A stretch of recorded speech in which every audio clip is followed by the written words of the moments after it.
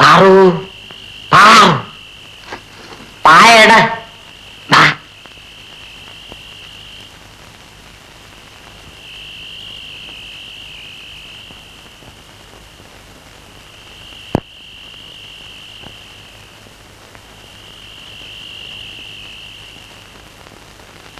പാറുമ്മ എവിടെ?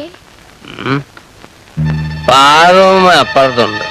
നിന്റെ അച്ഛൻ കൂടുതൽ വിളിച്ചോണ്ട. നീ വാ വാന്ന് വാടി. എന്നെ വിടൂ, എന്നെ വിടൂ അമ്മേ.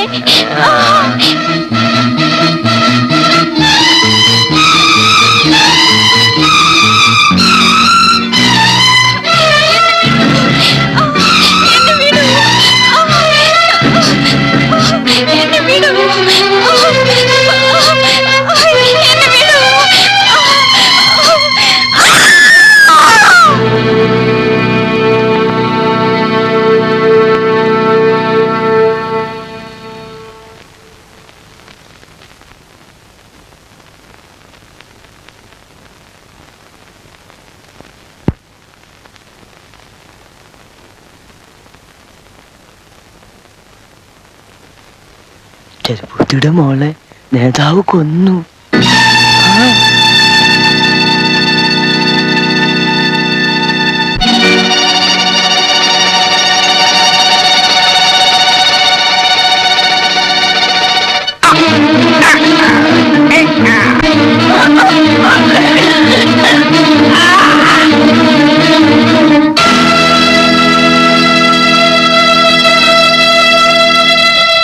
നിന്റെ ശവശരീരം പോലും ഞാൻ പുറത്ത് കാണിക്കില്ല.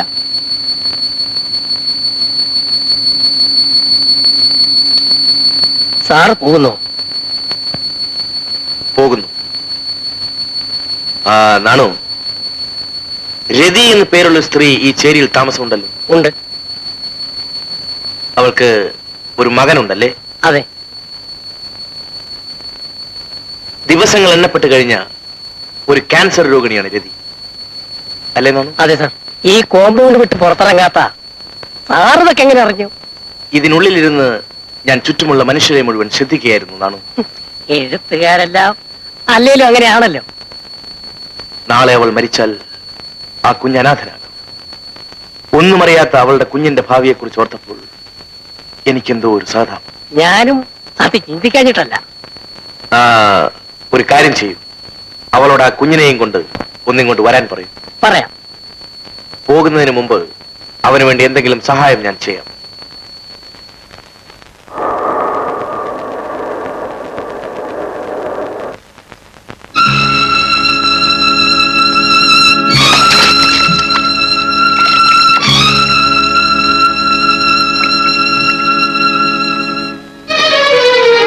ലക്ഷ്മി,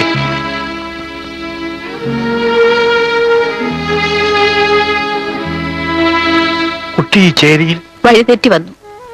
എനിക്കൊന്നും മനസ്സിലാകുന്നില്ല.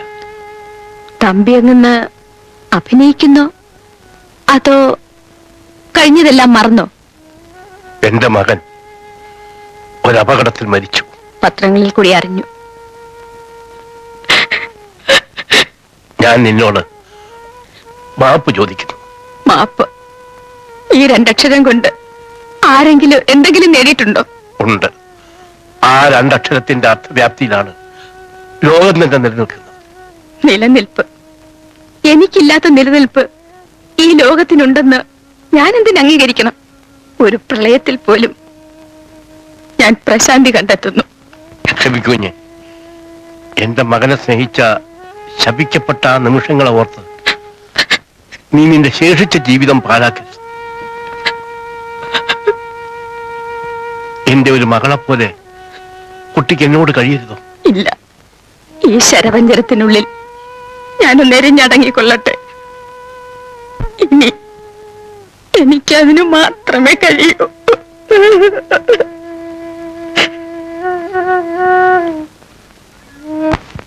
ആരായാള്? ആർക്കറിയാം?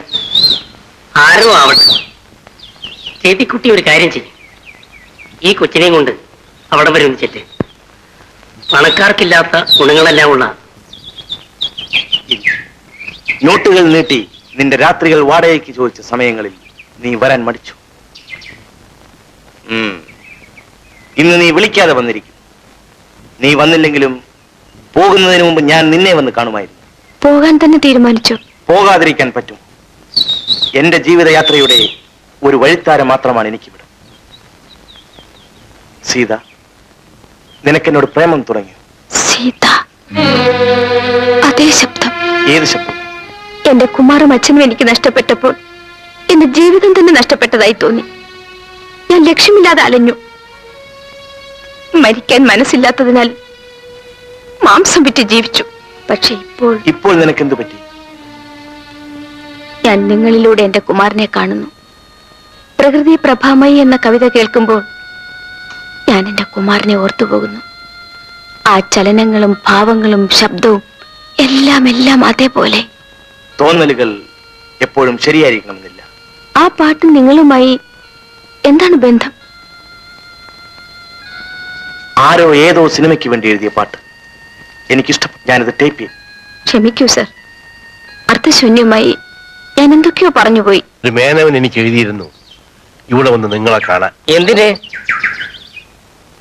ഞാൻ മരിച്ചുപോയ ശ്രീകുമാരന്റെ അച്ഛൻ പത്മനാഭൻ തമ്പിയാണ്. ശ്രീകുമാരന് ഇവിടെ ഏതോ ഒരു സ്ത്രീയിൽ ഒരു കുട്ടിയുണ്ട്.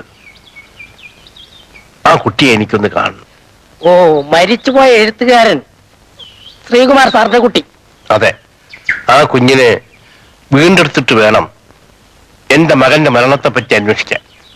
ആ കുട്ടിയെ കൊണ്ട് ആ സ്ത്രീ ആ ബംഗ്ലാവിലോട്ട് പോയിട്ടുണ്ട്.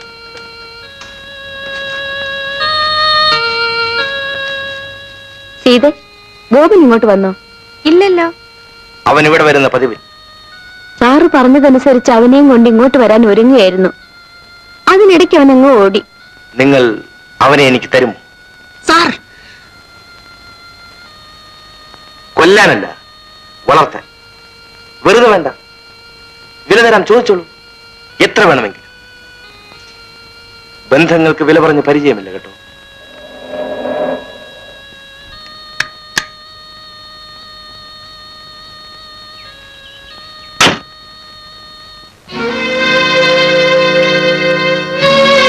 നിങ്ങൾ ആരാണ്? നീ ആരാണ്? ഞാനോ? ആശ്രയമുള്ളിടത്ത് തന്തി ഉറങ്ങുന്ന ഒരു ഏകാന്ത പഥികൻ. ഈ മറയില്ലാത്ത ഒളിച്ചുകളി എന്നോട് വേണ്ട. മനസ്സിലായില്ല? മനസ്സിലുള്ളത് തുറന്നു പറയാൻ നീ എന്തുകൊണ്ടോ മടിക്കുന്നു. നീ ശ്രീകുമാരല്ലേ? ഏതോ ഒരു ശ്രീകുമാർ. അങ്ങനെ പറയാതെ. മംഗലശ്ശേരി പത്മനാഭൻ തമ്പിക്ക് ഒരൊറ്റ മകനേ ഉള്ളൂ.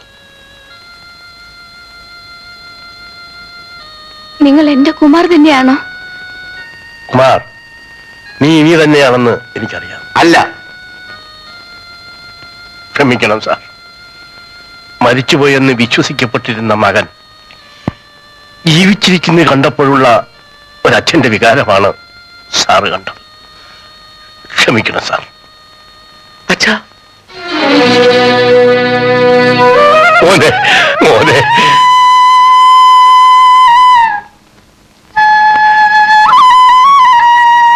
അച്ഛൻ എന്റെ മുമ്പിൽ വരണ്ടേ? ഞാൻ അച്ഛന്റെ മുമ്പിൽ വരുമായിരുന്നു. പശ്ചാത്തപിക്കാനല്ല, മാപ്പ് പറയാനുമല്ല, ഒന്ന് കാണാൻ. മോനെ, അനാഥമായ തറവാട്ടിലേക്ക് നീ തിരിച്ചു വരണം. ഇല്ല, ഞാനിനി തറവാട്ടിലേക്കില്ല. ഞാനതിന് അർഹനുമല്ല. ആ സീതയ്ക്കും അച്ഛനും ഇവളെ പരിചയമുണ്ട്. ഇവളായിരുന്നു ഒരിക്കൽ എന്റെ ഭാര്യ, സിനിമാ നടി രതീദേവി. ഇപ്പൊ ചേരിയിലാണ് താമസം. എടേ, ഞാൻ പ്രേതമാണെന്ന് സംശയിക്കണ്ട. നീ എന്നെ കൊല്ലാൻ ശ്രമിച്ചെങ്കിലും ഞാൻ മരിച്ചില്ല.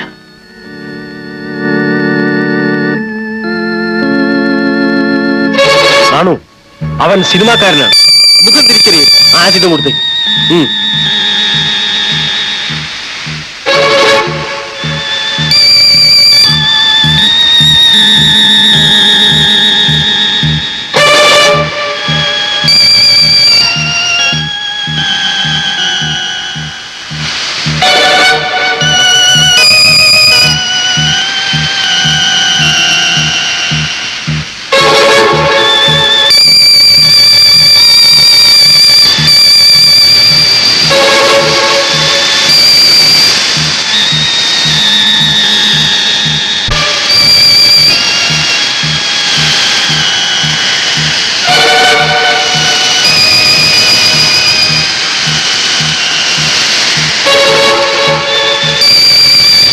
ഡോക്ടർ മേനോൻ എന്നെ രക്ഷിച്ചു. പുതിയൊരു ഞാനായി ഇവിടെ എത്തി. എനിക്ക് നിന്നോട് ക്ഷമിക്കാനുള്ള ഹൃദയവിശാലതയൊന്നുമില്ല. ഞാൻ ബുദ്ധനോ ക്രിസ്തുവോ അല്ല, വെറും സാധാരണ മനുഷ്യൻ. അച്ഛാ, ഹീന സ്ത്രീയാണെങ്കിലും ഇവൾ പ്രസവിച്ച ഗോപൻ എന്റെ മകനാണ്. എനിക്ക് പകരം അച്ഛൻ അവനെ സ്വീകരിക്കണം. തറവാട്ടിലേക്ക് കൊണ്ടുപോകും.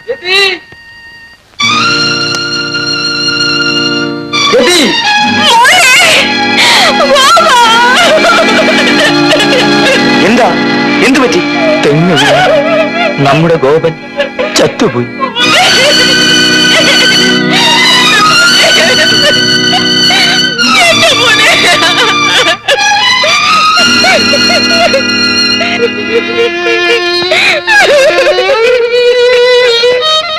അച്ഛാ, ഈ ശവശരീരമെങ്കിലും തറവാട്ടിലേക്ക് കൊണ്ടുപോകും.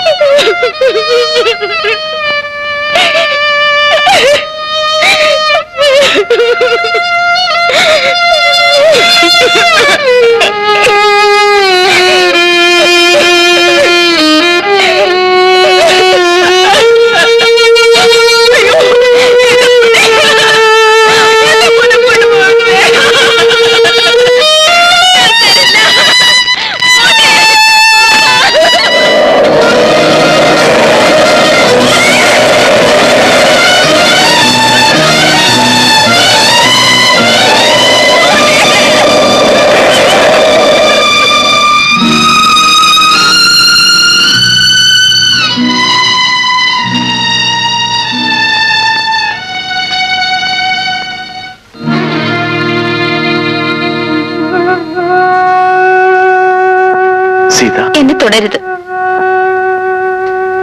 മുഖം സുന്ദരമായിരുന്നപ്പോൾ ഹൃദയം വികൃതമായിരുന്നു. ഹൃദയം സുന്ദരമായപ്പോൾ മുഖം വികൃതമായി പോയി. സീത, നിനക്കൊരു ജീവിതം തരാൻ ഇനിയെങ്കിലും എന്നെ അനുവദിക്കൂ. ഇല്ല, ഇനി ഞാൻ കുമാരന്റെ ജീവിതത്തിലേക്ക് കടന്നു വരില്ല. ഇനി ഒരു ജന്മമുണ്ടെങ്കിൽ നമുക്കൊരുമിക്കാം.